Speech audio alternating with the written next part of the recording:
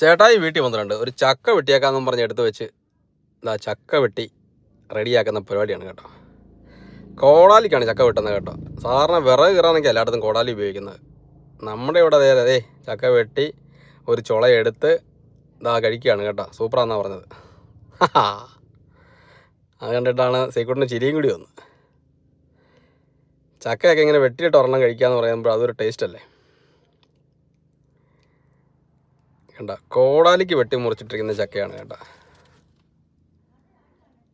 ഞാൻ അടുത്ത വെട്ടാൻ പോവാണ്. വിറക് കീറുന്നതിനപ്പുറമാണ് കോടാലി കൊണ്ട് ചക്ക വെട്ടുന്നത്. അങ്ങനെ കോടാലിക്ക് ചക്ക വെട്ടുന്ന കണ്ടിട്ട് ശ്രീദേവ് ഇങ്ങോട്ട് വന്നിട്ടുണ്ട്. അവൻ്റെ ഒരു മുട്ടായി കിട്ടി. ചേച്ചി അവൻ്റെ അടുത്തുണ്ട്.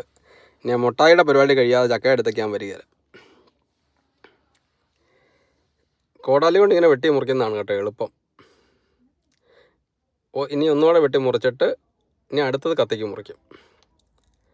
ഇങ്ങനെയൊക്കെ മുറിക്കുന്ന നിങ്ങളുടെ നാട്ടിലേക്ക് ഉണ്ടോ? നമ്മളിവിടെ ചക്ക വെട്ടുന്ന മുഴുവൻ കോടാലിക്കാണ് കേട്ടോ.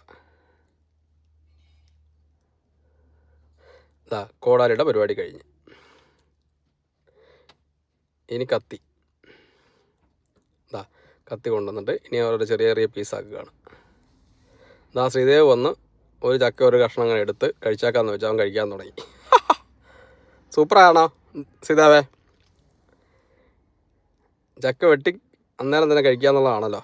ഇതാ മഹിയുണ്ട്, സച്ചു ഉണ്ട്, ശ്രീകുട്ടനുണ്ട്, എല്ലാവരും ഉണ്ട്. ഇനി ചക്ക വെട്ടി തിന്നാം.